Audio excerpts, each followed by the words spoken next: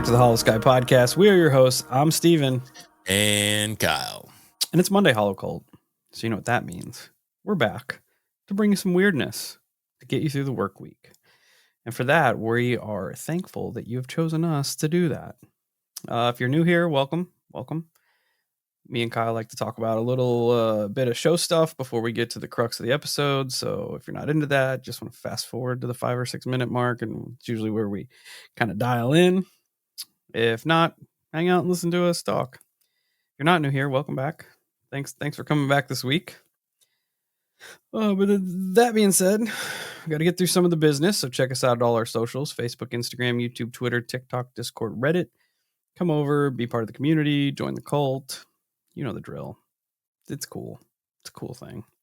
If you have a paranormal experience you'd like to share with us, for us to share with the cult on a future episode of our listener experience show, Kyle's got some details. I do. holoskypodcast@gmail.com. Write your story out. Send it to that address. We'll get it.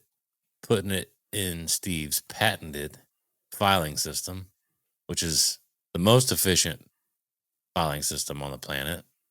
Then it gets aired. That easy. Simple. We probably are going to have to start doing better on that. Yeah, that's on us. Anyways, but that's definitely on us. You guys keep sending them in.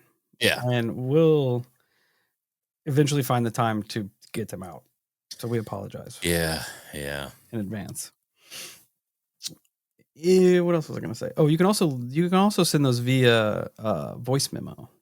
If we want to hear it directly from your mouth. If you don't want to hear me talk the whole time, you can send a voice memo via your smartphone. Just throwing that out there. If you'd like to support the show, there's plenty of ways you can do it. We got a Patreon where you can sign up, $7 a month. You get a bunch of Patreon exclusive content. You get all of our regular episodes ad-free. You get them early. You get Casket Breath Jams over there, the AI metal band from another realm. You get kind of a heads up when we got new merch drops. Sometimes you get merch coupons, all kinds of good stuff. Speaking of merch, holoskypodcast.com. Head on over to the store. We got shirts, we got hats, we got beanies, stickers. Get you some stuff. Rep the cult. Be a cool kid. That's how it is. Yeah, speaking of posters. Not this past weekend, but the weekend prior, maybe. I don't know. Time, as Steve says, is soup, and I forget. Anyways, local barber hooked me up with a free shirt the other day. Nice. Which is pretty sick. But it seems that maybe Gildan has upped their shirt game. Because it's actually not a bad shirt. I was shocked. Gildan used to be real crunchy. Yeah, it's not bad. Like, it's a pretty solid shirt now. Maybe I'm kind of enjoying it. And I've got a wash down now, so it's washed. Didn't shrink a whole lot. Remember how they used to shrink like crazy? Yeah. As a fat dude, I do know the struggle. Yeah. No, it's actually a pretty solid shirt now, so that might be a future option. Nice. And maybe their hoodies aren't garbage, to where we could get hoodies for a relatively decent price. Yeah, we are looking at hoodies too. Instead of $4,000 a hoodie. Just throwing that out there. Yeah, that's dope. So keep an eye on that. The merch store. We're kind of flirting with some new ideas. I know we talk about it a lot. Eventually, we're gonna pull the trigger on some new stuff. We'll let you know. Yeah, we might eventually go through a secondary. That way, merch is a lot more readily manageable, available.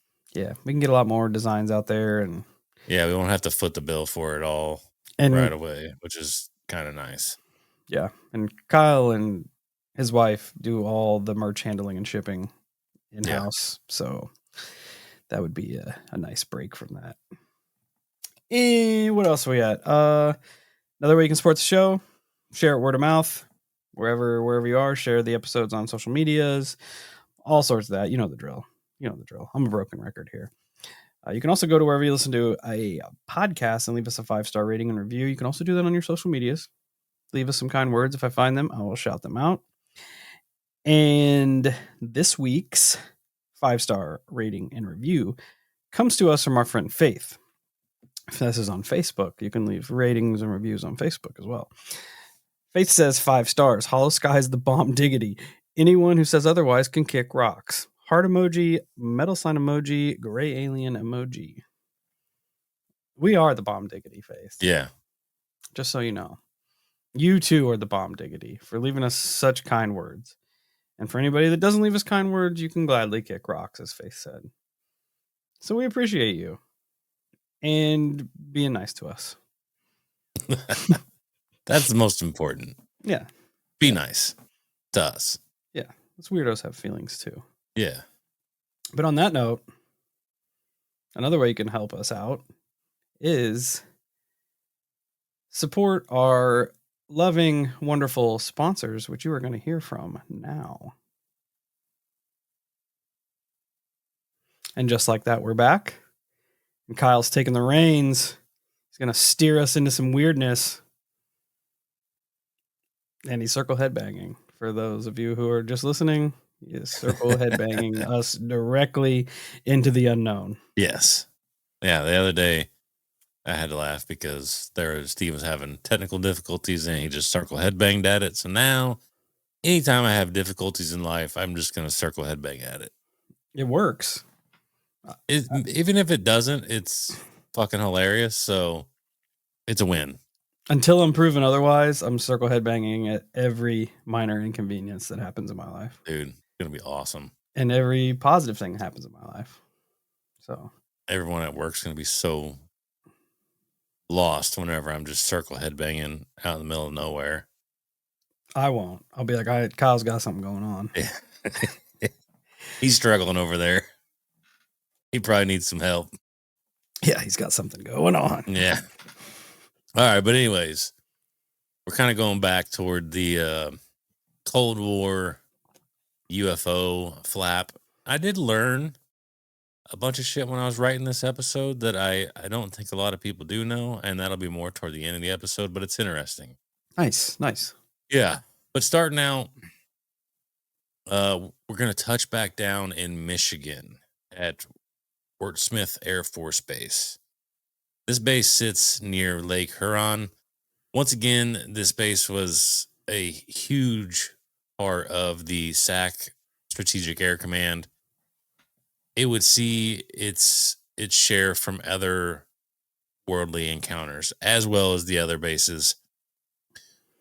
One night at the base, at one of the mini gatehouses, one of the sentries, he was just out there hanging out by himself, minding his own business. Just another uneventful night, right?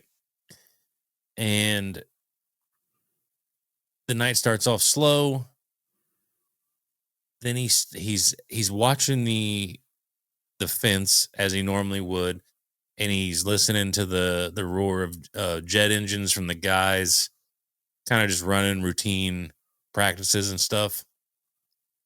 And as he's sitting there, all of the ambient noises from the forest slowly begin to fade out, which is not a good sign in the world of the paranormal. It's definitely sussy. Usually means something not so great is on the way. Right. Like a predator kind of thing. Yeah. And it fades all the way out to where there's not a sound at all. And as if that wasn't creepy enough, the dude sees something in the air a few hundred yards away. And he witnesses an unlit craft hovering with extreme precision, almost looking like it's just being suspended in the air. And it's essentially it's an unlit craft. So it's like a silhouette in the sky. And he's like, man, like what in the fuck is that? Because at first his brain is like, is this like a cloud or something? Did I, what is going on? And it's crazy that it even caught his eye because of how far away it was. So it must have just been like he described it as it could have been overlooked, but it caught his attention fast enough, and And I don't know that it would be overlooked because of how sharp the lines are that he's describing. Yeah, I was gonna say it's almost like it's almost unnatural enough that it stands out on its own Exactly. without having to be lit up, you know? Exactly. Because sometimes you see specific angles and stuff in nature, and you're like, that doesn't happen very often naturally, you know? Right. And at the bare minimum, it catches your attention. Yeah. You know, your eyes get drawn to it. Yep. But as you're saying, the outline is extremely crisp. No markings that he's able to see. No audible engine. No lights. Everything about this is utterly unfamiliar to him. It was stated that it was large and dark, yet it was able to be faintly reflective under the pale glow of the moon. The surface of this craft almost shimmered, kind of like it was cloaked. He noted that the air felt colder and heavier than it was prior to him seeing the craft. That's So, weird. yeah. So at this point, he's kind of freaking out. He's like, what the fuck is going on? Like, what is that over that way? So he grabs his radio, he calls it in, and he gets that initial message through. But then the radio begins to fill with static, almost Not a like good sign. something is actively jamming communications at this point. And he said that the static and the distortion or whatever was going on with that radio was unlike anything that he's ever dealt with before, anything that he's ever heard on the radio. So this thing is just sitting there and hovering. Dude thought for a quick second about grabbing his rifle. However, deep down he's like, it's not going to do anything to this thing. Whatever that is, my rifle's going to do fuck all to it. Yeah. I'm not even going to do it. Not even going to attempt it. It's interesting that it has like an entire atmospheric manipulation thing going on because we hear about that different aspects of it a lot, like obviously the interfering with electronics, and you hear about the sounds going silent, but the change in the like temperature and um I guess like pressure around where he is something you don't hear a lot about in UFO encounters, but you hear a lot about in like paranormal ghost encounters with the temperatures Exactly. changing and the feelings changing. So that's interesting. Yeah. Interesting little crossover there. It is. It is. And then, you know, you run with that avenue of thinking, and then how many times have we read that those ghostly encounters might not actually be ghosts, they might be extraterrestrial. Yep. Yep. So it kind of does go hand in hand, even though, like you pointed out, we don't hear a whole lot of that description in regards to UFO encounters. Yeah. It's usually the opposite. Usually it starts out as a ghost, uh, paranormal kind of poltergeist phenomena that kind of evolves into possibly this is extraterrestrial, not necessarily a lot of poltergeist activity and paranormal ghosty activity in the realm of the UFO world. Right. So in that moment, after he decides, all right, I'm not gonna Rambo it, Good call. the craft ends up shooting off into the sky and disappearing. And when it did this, the radio comes back to life, and command is freaking the fuck out. Trying to get a hold of him and figure out what is going on. They want way more details about what he'd seen, what he experienced. And it's kind of sinister in that concept that it's almost like whether it was reading his thoughts or actively listening to his communication and understanding what he was saying, but the fact that they went ahead and he got that initial call out and they're like, nope, we're going to go ahead and jam that. Yeah. It's pretty fucked up to consider. Yeah. You hear weird shit like that in cases, man. Like the police officer that was abducted somewhere in South America. They found his motorcycle. They found his radio taken apart. They found his sidearm taken apart. And like in theory, they're thinking that the extraterrestrials, like mind controlled him to do this, like Which is take his crazy that sidearm apart. it's crazy because that means that they actively knew those two components of his attire are threats Yep. because not only can he harm them with the sidearm, but he could also call for reinforcements with the radio. So they went ahead and neutralized that Yep. and said, nope, which is and I know they are, assumingly a hyper intelligent race of beings, but it's still crazy to consider for some reason. I don't really know why, because it should just kind of be an obvious duh, but it's Yeah. crazy that they got that, they have all that figured out. And the way that they just manipulate, like the way that we experience things, like you hear about the alien amnesia where you don't remember, you hear about the alien apathy where, all this weird stuff is going on. And then you're just like, I'm just going to go to bed. I'm not Yeah. that worried about it. And now I'm starting to get into cases to where people are seeing crafts. And at first they have this initial like concern, this initial fear. And then they talk about like, it gets to a point to where they think the craft notices them back, and then they say it's just like the most calm, peaceful feeling they've ever felt. Like all the fear, all the terror just leaves, and they're just like, okay, this ain't so bad. Let's see what this is about. It's so wild. Sucks. It's so wild because it could be a great thing, but I still feel like it leans heavy towards sinister.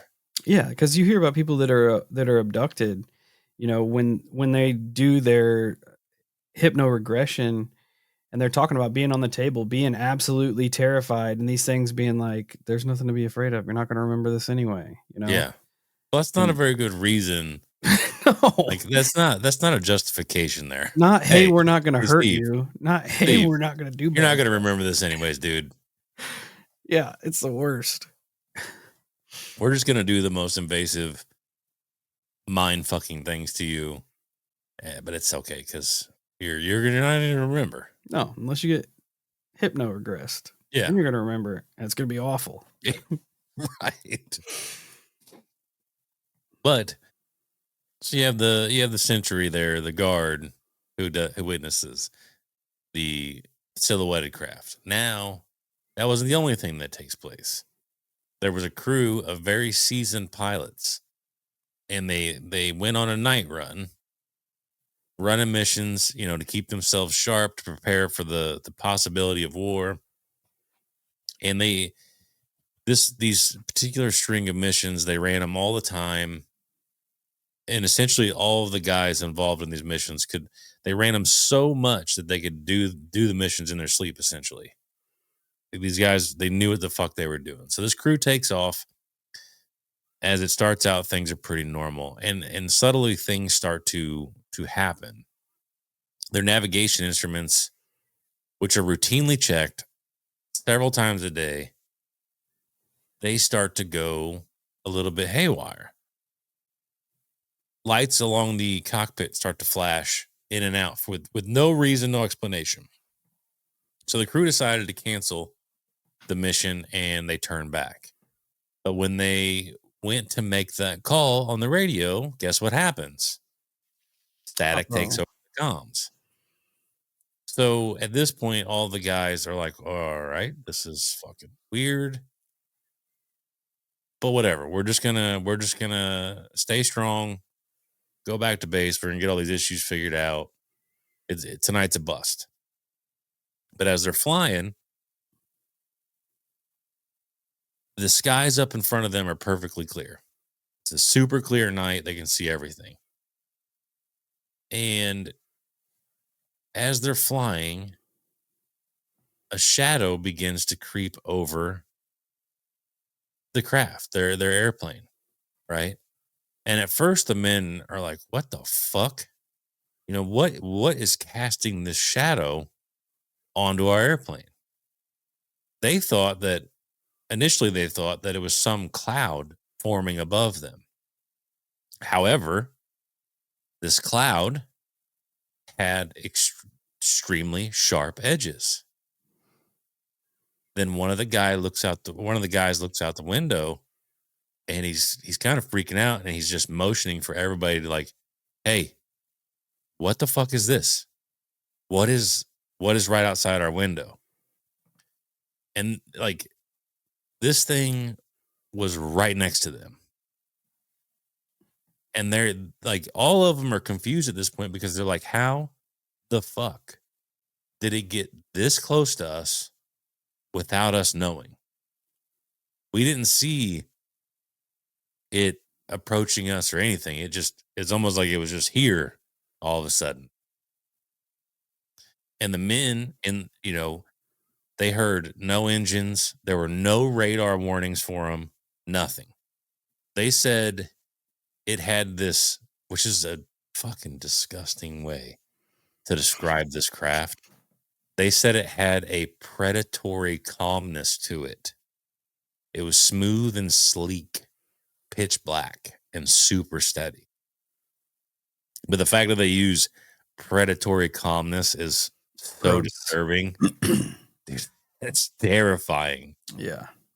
So the commander of the unit, like, I don't know that he knows what's going on, but I think he's worried that they're getting ready to be attacked. So he starts issuing evasive tactics. However, no matter what these guys tried, that craft effortlessly sticks right beside them. And that's essentially all this craft ends up doing. But dude, these guys were trying everything, like barrel rolls, fucking dives, everything that they could do evasively, and this thing was just stuck right to him. Just doop doop doop doop. Just anything they did, man. It mimicked their every movement in the sky that night. And then all of a sudden, they said it just tilted slightly and shot off into the sky, disappearing. And once again, as this thing leaves, the radios come back to life. Oh man. Do you think it's like a superior, like an air superiority flex that it's doing there? Or That's do the you only think thing that makes sense. it's just like testing the maneuvers, like testing what we're capable of, and like, oh hey, yeah, like we can handle this too. Yeah, I feel like it's an assessment, Yeah, to see what's going on, and also, like in a roundabout way, it almost has to be a form of a flex. Like, oh is it yeah, almost like it we nodded can. at them as it took off? Like, yep, see ya. I Like hope the that's. tip of I the hope hat that's as it what they did. goes. I hope that's what they did. They're like, "Yeah, you guys suck. See ya." I couldn't imagine being an officer, like a superior officer, or the one flying the planes, like, because at first the first thought that's going to enter your head is that this is some kind of enemy tech. Yeah, You know, after a while, that way of thinking is going to shift to 100%. there's no way any of our enemies have this tech. Yeah, You know, and that would be such a like the contrast of realizations there, because at first you're going to be on high alert, like, oh shit, things are about to pop off. Then you get to a point to where you're like, well, if they wanted to do something they could have. Instead they're just mocking us, and like we're top of the line here. We got top of the line equipment, top of the line operators, and this thing is just playgrounding us out here. You got to start thinking like this is well out of my pay grade here. oh yeah. That would I be I could such a I feel like my anxiety would be through the roof trying to, like, every evasive tactic that you've been taught, that you've honed, that you've perfected it's just is laughing at you. absolutely worthless. Just laughing at you. Absolutely worthless. Yeah, it sucks. Now, on the same night all of that took place, we have a parallel to the last episode that I did on these Cold War intrusions out on a service road near the base. Truck driver just milling around and going down the road, minding his business, making money. When around midnight, he notices a strange glow up ahead. Now, at first glance, he assumes it's headlights kind of poking through the trees. Like maybe there's a bend in the road up there and he's just seeing headlights poke through the trees. However, he's like, car headlights don't pulse. Whatever's up there is pulsing this like white and bluish light. And it's like it's illuminating the entire forest up ahead. He's like, so I'm pretty sure that's not a car. Now his inner voice is like, hey dude, turn this motherfucker around and get to burning. You don't need to be going any further. Listen to the inner voice. Yeah, but that's not what happens. He doesn't. Curiosity takes over, whether it's curiosity or some type of forced thing, I don't know. But at this point, he's like, all right, whatever. I'm gonna go ahead and just keep going. And the light grows brighter and brighter until, well, it does get to a point where as he's going towards it and it's getting brighter and brighter, he's like, all right, you know what? This is freaking me the fuck out. I'm turning around. I'm out of here. But it's almost like as soon as he has that thought, his truck stalls out. Boom. Dead in the water. Right? So the entire truck is dead, dude. No engine, no lights, nothing. He tries and tries to get it started. Won't start. Then, from the trees, these humanoid shapes begin to emerge. Hell no. And he's like, they had a very human look to them, but their proportions were wrong. So much so that he even goes and says they didn't belong here. Yeah. Uncanny Valley. Yeah. At this point, his memory kind of blanks out. That sucks. He begins to feel like he recalls in that moment of like where his memory kind of starts to flutter. He says he felt like he was falling, but never made impact. The next thing he remembers from that point was kind of just a shattered mess. He remembers this metallic room, cold, with bizarre glowing patterns on the wall. These shadowy figures were all around him. And as you can imagine, he's terrified. And he's trying to move, but all of his moves are sluggish. Like he's been drugged almost. Yeah, like you're trying to fight in a dream. It's like punching through clay, Yeah. I'm sure that's exactly how he felt. At that point, he wakes up on the edge of the road. However, and this is where, like, for me, beyond everything we just went through, but this would suck. He wakes up on a completely different road, miles from his truck. That sucks. Dude. That's without question. You were fucking abducted, big dog. Yeah, there's not. Yeah, you didn't even walk there, bro. No. He said his body was hurting like he had been carrying a weight for miles. So he started walking at this point because I don't even know if he knows where the fuck he's at this point. So he just starts walking, picks a direction, starts walking. He ends up at a diner and his clothes were damp and his skin was cold to the touch. On top of that, another interesting thing that takes place that night is, and as far as he goes, the cops do end up finding his truck, but they cannot piece together how he ended up where he ended up. The cops can't figure it out. They have no idea how it happened. Was there? Did you say like how much time had passed?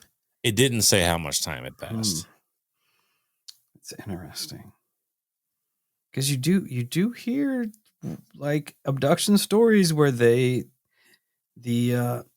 abductors mess up and put people back in the wrong spots. Or Um, they like put their clothes on backwards, yes, inside out. because I've read a story where they dropped the person back off in the wrong spot and came back and fixed it.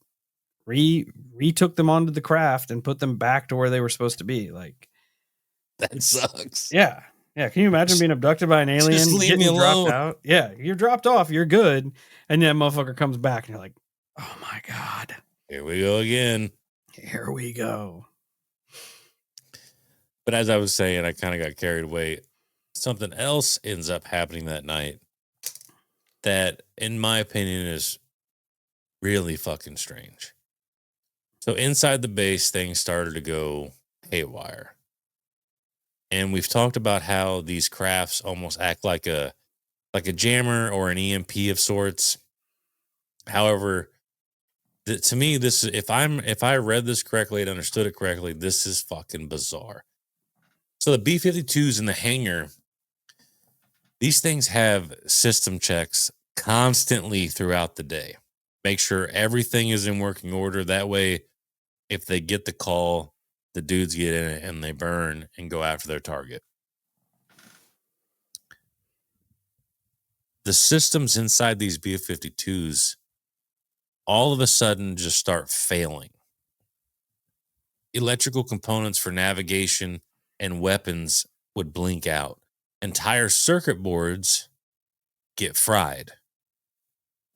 However, as the mechanics or whomever are looking at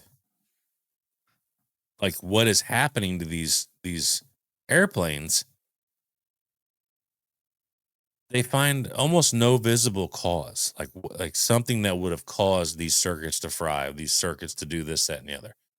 The crew said it was so random. One system would short circuit while others on the same plane would be unaffected, which to the guys inspecting makes no sense for these connected systems. Almost like something they described it as an invisible hand selectively sabotaging the plane. I was gonna say it was very, very selective was the term that I was gonna use. Very, very meticulous about like what aspect they wanted to disable. Which is crazy. Yeah. Yeah.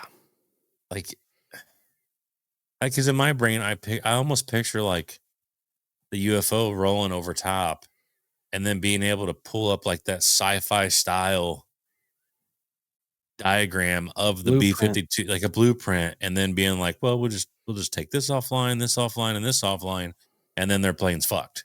Yeah. Because you think if it was a generalized EMP attack or something, it would It take would fuck all the everything. systems down, not just like one or two per plane, and then two different ones on another plane, and something different on another plane, and shit's weird. It's one of the only times that I've heard something like this Yeah. as far as the capability of the craft. I'd be curious to know like which systems it disabled. Like, did it disable, um, the ability for them to fly? Did it disable the ability for them to attack? Did it disable the ability for them to like track, like a radar type thing? Right. Be interesting to know. Yeah. It didn't actually specify in that regard. But then you have fighter squadrons that are placed all over the United States at the strategic air bases. These dudes are some of the most hardened pilots. They're always ready to bring the pain to anyone or anything entering our airspace. However, in 1975, the scope of the mission changes. You have the UFOs that were entering the airspace, and these things were essentially creating chaos for these pilots. Nothing had prepared these men for what they were encountering. You know, these dudes thought they knew it all in and out, and then they go up against something like this, and it just fucks them. Yeah. Their intercept missions were ordered, and each time these men they go in looking for a fight, wanting to decimate anything brave or stupid enough to enter our airspace. But these craft would materialize right in front of pilots, accelerate faster than any modern aircraft, and turn sharper or just hover in a manner that these guys just couldn't fathom, Yeah. you know? And one pilot in particular recalls locking in on a small glowing object only to have his radar start to go crazy. Another told of how the afterburners on his jet strained as it tried to keep pace with the object. This thing was flying side by side to him, just playing with him. And as he's pushing his plane to its absolute limits, and this thing just goes zip, shoots off and disappears. Like he's standing still.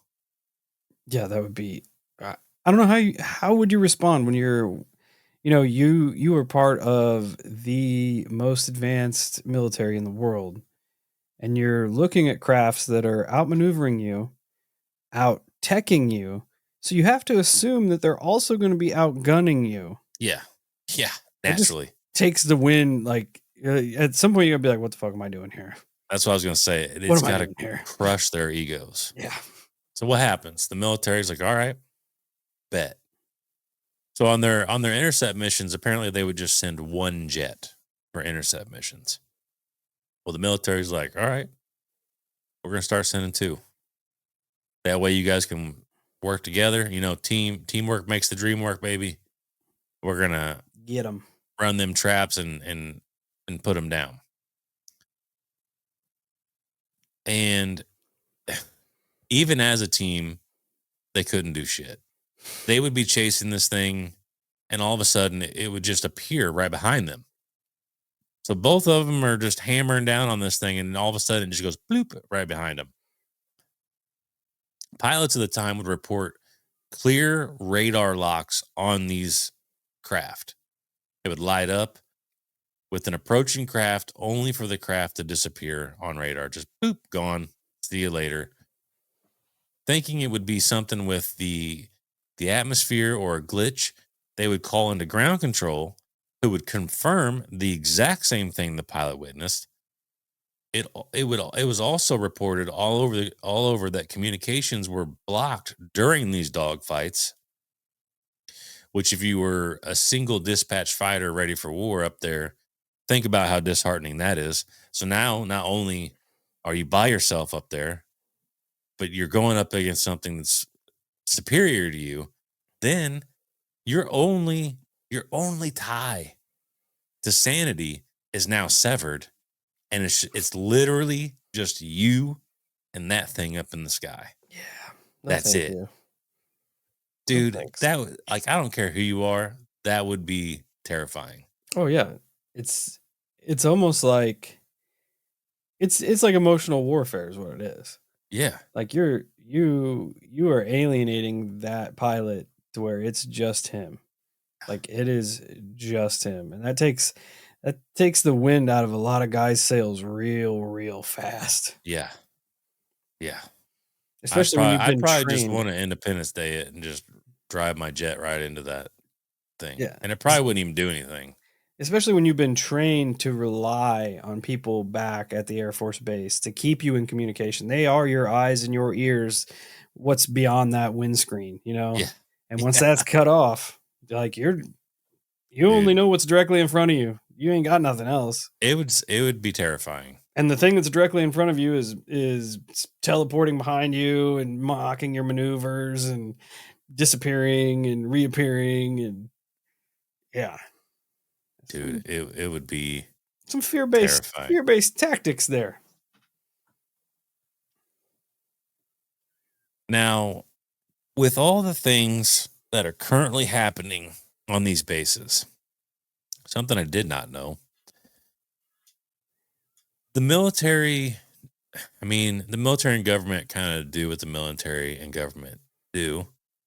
And apparently it gets, I don't know if it gets brought up or if it gets leaked around. I'm assuming it gets brought up. Now, all this that's going on starts being compared to a case that happened 20 years prior to these encounters. So you're talking in the 50s. 50s, 60s, yeah. Yeah. And it's the Kinross mystery. Now, on November 23rd, 1953, an F-89 Scorpion jet was scrambled to intercept an unidentified object over Lake Superior. Ground control was watching as the Scorpion screams off toward its target. And it's definitely on a beeline path to intercept its target. The two blips on the radar finally converge. Intercept is successful, and one object remains. It wasn't that successful, was it? No. Only it was the unidentified craft that was left standing. The Scorpion crew was never seen or heard from again.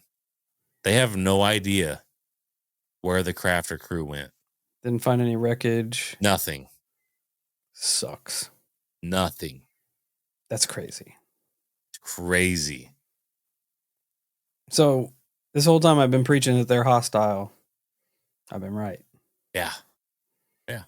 Told you. And imagine now everything that we've covered in the past 2 episodes of this, imagine how those pilots feel finding out this information.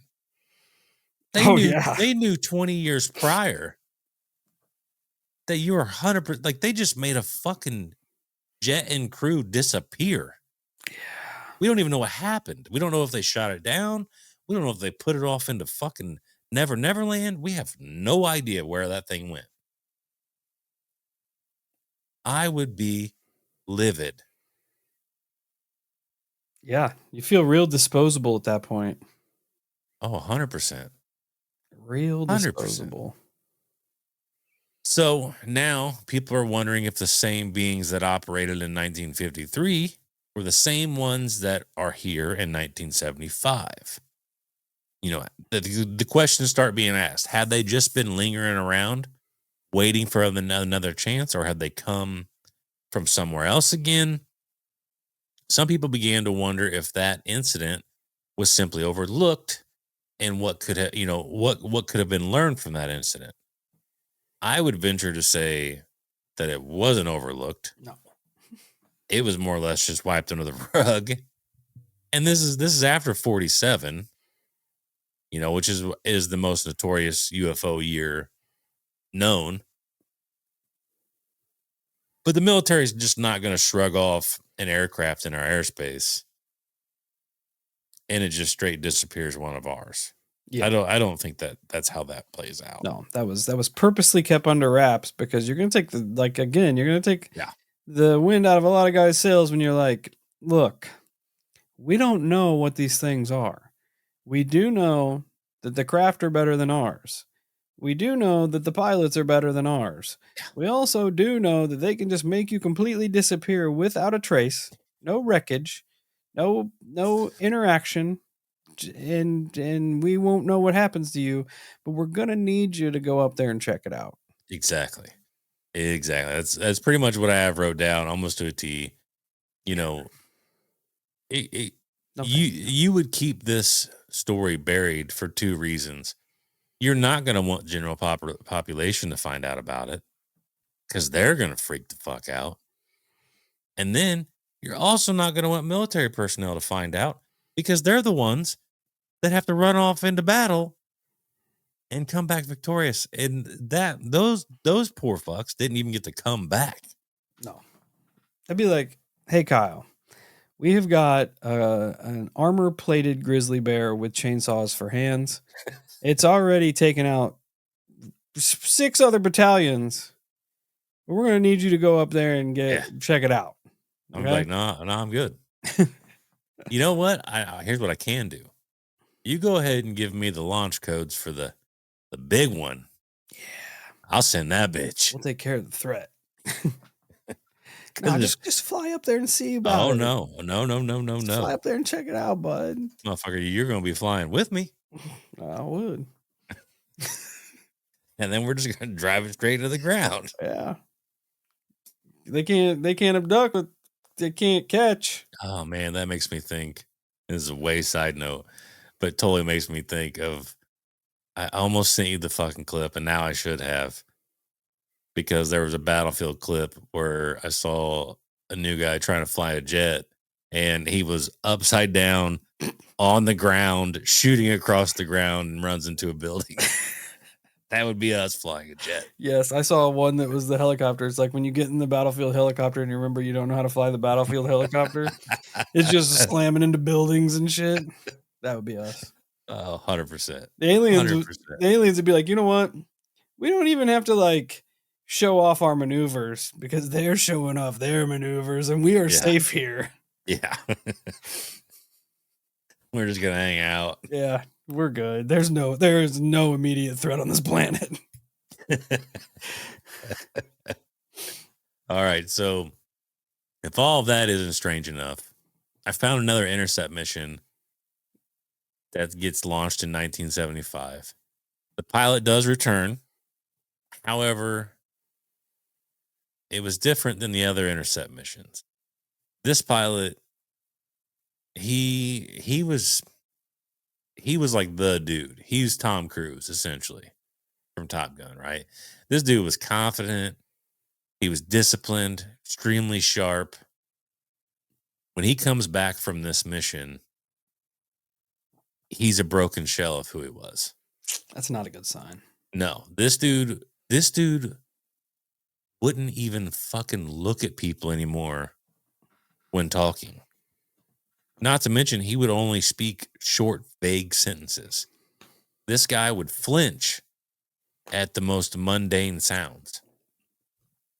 And his sister ends up noticing all of this right away. You know, and one night she starts asking him about the mission. And I guess because it's his sister, he starts recalling what happens. And he's like, you know, I recall taking off, headed to intercept. However, after reaching altitude, I don't remember anything.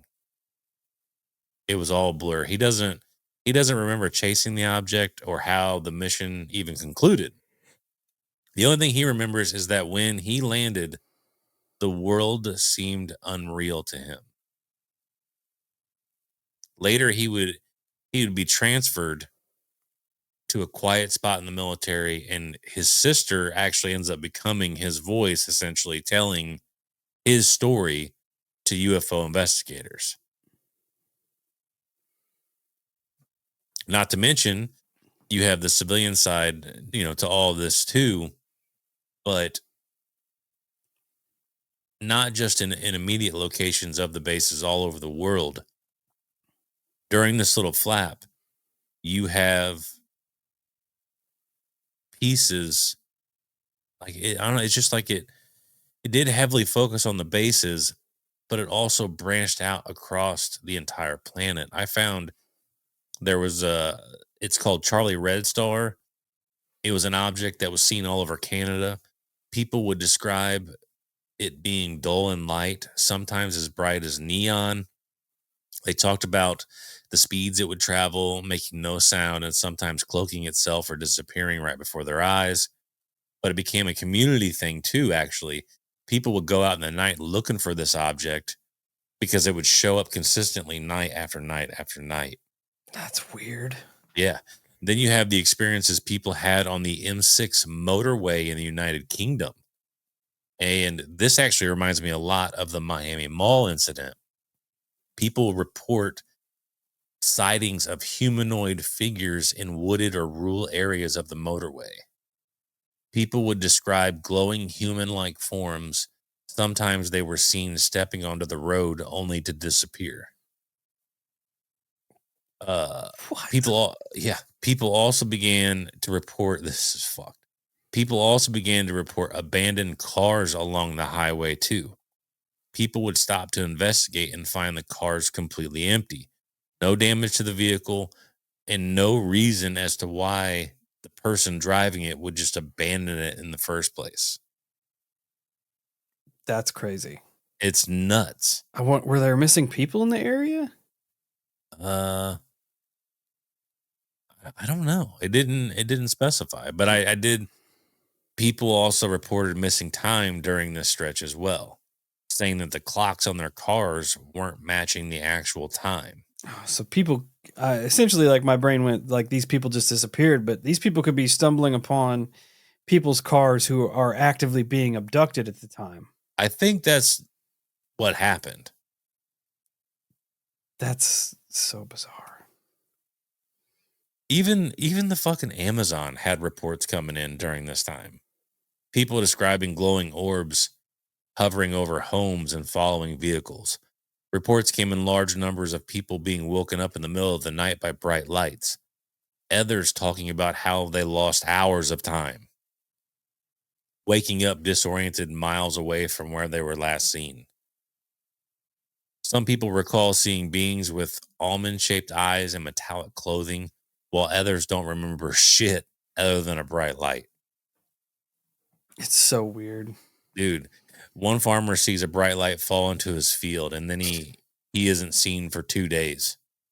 When they found him, he was walking the riverbanks miles from his property, pale and dehydrated, with no idea how he ended up where he did. After a few days, he recalls some of the event where these beings take him on a craft, and he's like, they had elongated faces and communicated with me telepathically, issuing cryptic warnings about humanity's neglect of Earth and its ecosystems, which we've heard Oh yeah, that's a in go-to. in many abduction cases. That's one of the biggest tropes. Yeah. And then you have a sighting reported in 1973 in a CIA intelligence document concerning an experimental Soviet missile test range in what is now Kazakhstan.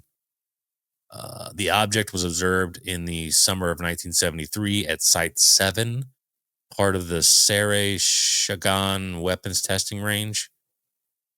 The observer, a Soviet source, saw a bright green circular object or mass in the sky, which is kind of like what you saw the other day. Over 10 to 15 seconds, the green circle widened, and then multiple concentric green circles form around it. Within minutes of that happening, it disappears. There were no sound, no explosion, and the sky was just clear. The witness estimated it hovered above cloud level, though diameter and altitude were not determined precisely. And, Site 7 was a weapons testing range, because I tried finding UFO reports over Soviet bases during this time, during the Cold War. Because we do always hear about that flap of UFOs that come in to nuclear silos, unarm them, arm them, the whole nine. So I'm kind of at this time, I'm trying to dig around and find those stories. Yeah. What else we got? There were claims, but it does seem that a lot of the Soviet encounters happened in the 80s, not the 70s. So by then, I believe in the 80s, Cold War's done. It went on for a little bit. Did it? Yeah. Let me double check my timeline here.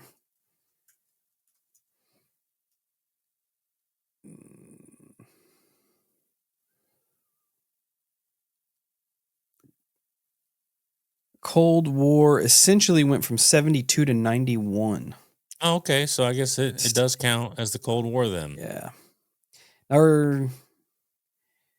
What is this? Time period around 1985 to 1991 marked the final period of the Cold War. So yeah, 72 to 91 essentially.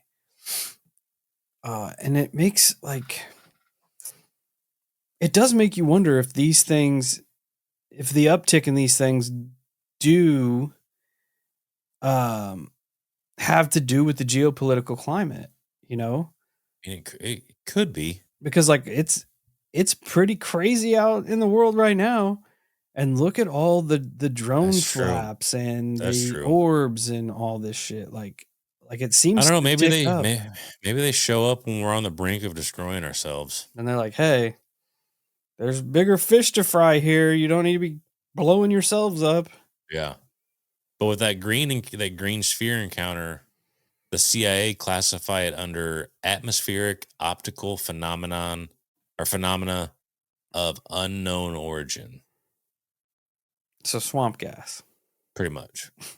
I'll tell you, man, like the thing that I saw in Georgia was weird. It sounds similar to what the Soviets saw. And the way it made me feel was weird. Like, because you talk about like it manipulating the way we think and like alien apathy and all this shit. Like when I saw it, I couldn't take my eyes off of it. Like it had me locked in. Like I didn't think to get my phone. I didn't think to do anything but look directly at that thing.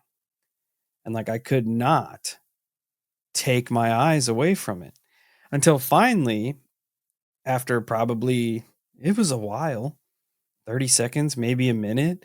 Like I went to Mel. I'm like, come here and see if you like, do you see this? And when she came over, as soon as like, cause I kind of pointed her in the direction that I was seeing it, as soon as she locked eyes with it, it knew, and it just goes, shoomp. That's so weird.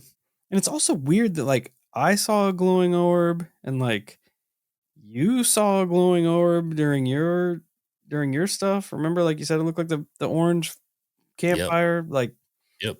shit's weird. It sucks. And during that encounter with mine, I just went back to bed. Yeah, essentially after it went out, I was like, okay, that was it. That's that. It's weird, man. It's weird, it's not something, because like if somebody was telling us that, we would be like, well, you should have got your phone out, you should have took a picture of it, and you should have done this, you should have done that. Didn't even cross my fucking mind because I was just, I don't know if it's because I was worried if I took my eyes off of it, it would disappear, or if it just had me so locked in. Like I was just like mesmerized, like I was mystified at what I was seeing. Like it's weird. Weird that it has that like almost emotional effect as it's going on. Emotion might not be the right term, but like it's kind of like that. And during the green circle incident there, Soviet radar operators and technicians report that the radars erased temporarily malfunctioned during the appearance of the green circle. Years later, declassified Russian language reports and UFO researchers claim villagers saw a glowing emerald halo in the sky that opened like a flower and contracted into a single point of light. But CIA says high altitude plasma discharge, possible energy emission from non-conventional origin.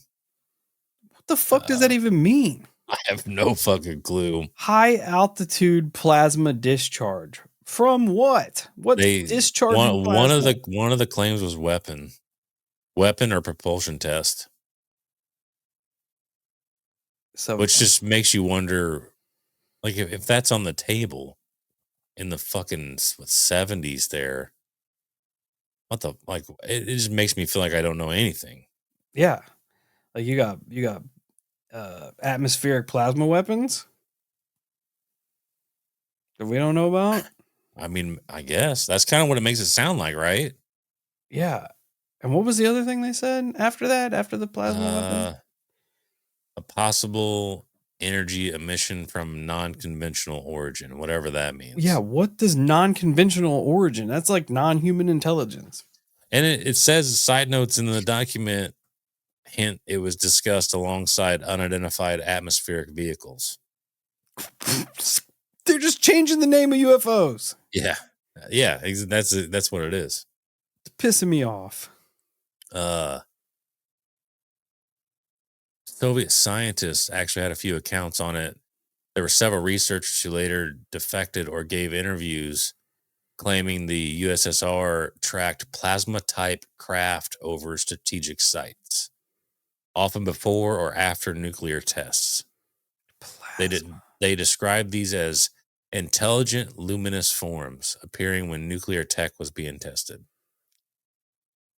which is interesting because you do hear of plasmoid UFOs Yeah. and or possibly plasma like creatures that live in the atmosphere, but also like that last little bit of military footage that came out with the Reaper drone firing the missile at Oh what they yeah, thought good was an call. orb that kind of just absorbed it, like Yeah, plasmaed it and kind of that's a good burst into call. two or three little other bubbles that kind of just followed itself at very plasma like in consistency.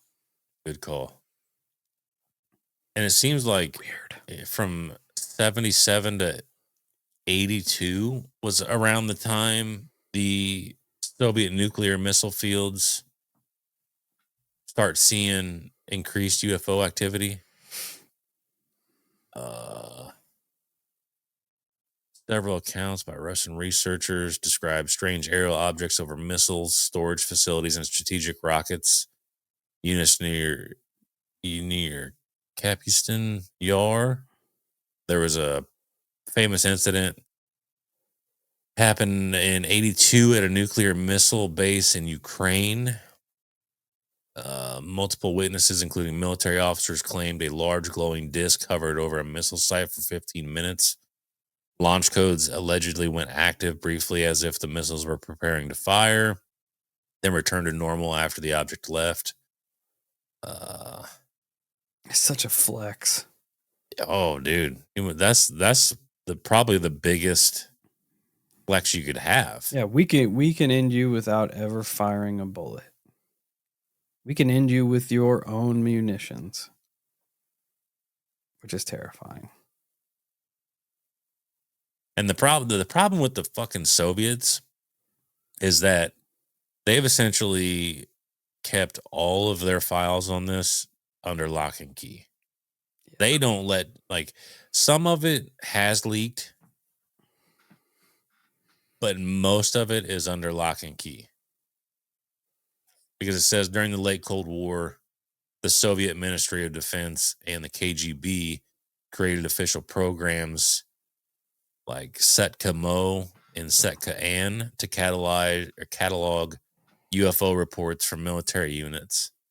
And that's when you start to see structured collection of data from nuclear and strategic sites. But almost all of it stayed classified. Because you almost have to, based on size alone, you almost have to assume that not only has the United States recovered craft and back engineered technology, you have to assume that China's probably under or Yeah. recovered craft and back tried to back engineer technology, and you have to assume that Russia and the Soviet Union, just out of sheer size, if one of these crafts were to go down, like those three big ass countries, like And arguably, it's the three superpowers of the planet. which they're going to have the most interest in. Yep. You could probably add And then the India most in there. the most capable of doing it too. Yeah. It's so weird. Now I want to look into the Ken Ross case, like a deep dive into that, because I think I've heard it before, but never enough to where I looked into it. Just that like an aircraft, an Air Force craft went to intercept a UFO and it was disappeared. Like that's the crux. Yeah. And also that M6 highway stuff is fucking weird. Weird, right? That one reminds me so much of the Miami Mall incident Yeah. with the humanoid beings that were reported yet completely covered up. Yeah, like no, you didn't see that. Yeah. Don't worry about it. You didn't Yeah. see that. But it is strange. And it also makes sense why, like, if it is true that the nuclear codes got activated and deactivated, it makes sense that we only hear rumblings of it because the Soviets have it classified. Yeah. And they're like, no, we're not letting any of this out. No, because they don't want to seem like they're so easily infiltrated. It makes you look, as a superpower, it makes you look stupid. It makes you look weak. It makes you look vulnerable. And that's not something you want out there, especially at a time like during the Cold War, whenever, you're butting heads with the other big bomb thrower, and you've got, ET coming in, accessing your codes just all willy-nilly.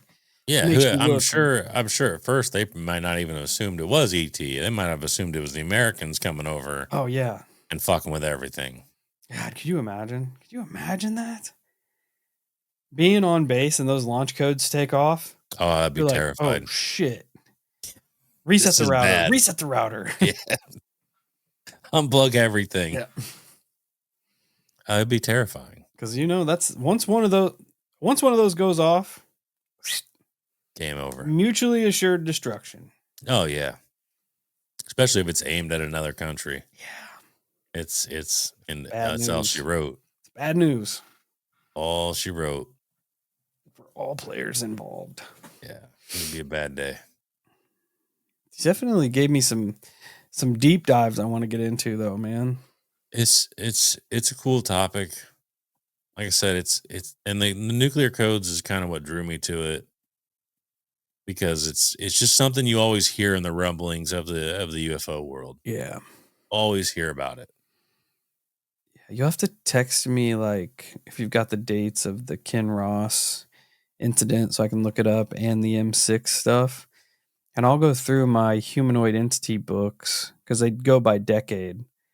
And I'll look into them because they have a lot of encounters that are not American, which is awesome. Like, that's kind of cool. When I was looking up stuff for the Ouija board incident, like there's so many Russian entity encounters for whatever decade I was looking in. That's crazy. 90s or whatever. Yeah, tons. Well more than Americans.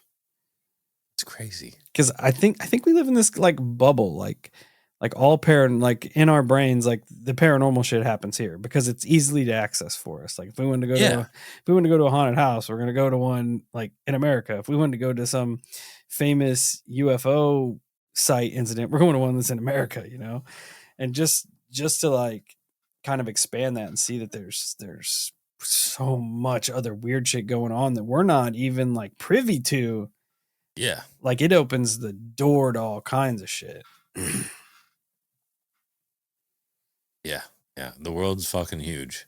And creepy. Yeah. But it's cool. Yeah. Kind of how we roll. That was good. I like when you bring shit that I don't know a lot about, because then it just kind of plants little seeds in my brain. Yeah. And like I said, by us doing this homework, like if we get into interviews and stuff, it opens our pool of knowledge vastly. Makes us a little better equipped to understand things, I think. Makes us cooler. That too. Which is the important thing. Paranormal knowledge is cool knowledge. Yeah. Don't waste your time on chemistry and geometry. Mm-hmm. Paranormal knowledge, esoteric knowledge, where it's at. Occult knowledge. That's what gets you places in life, kids. This is true. Oh, but on that note, we'll wrap her up there. Thanks for hanging out with us. Thanks for listening to the UFO military weirdness. Again, if any of our listeners are military, ex-military that have had weird stuff happen in the skies and have not signed an NDA. If you have signed an NDA, we'll deal with that afterwards. We'll deal with that later. Get at us. Let's talk about it. Let's talk about it. But again, thanks for hanging out with us. We appreciate you all. And, tune in next week. Just keep going. Share this episode when it drops. Do us a favor. You won't regret it. Check us out all our socials. You know the drill. Until we meet again, stay safe, stay weird.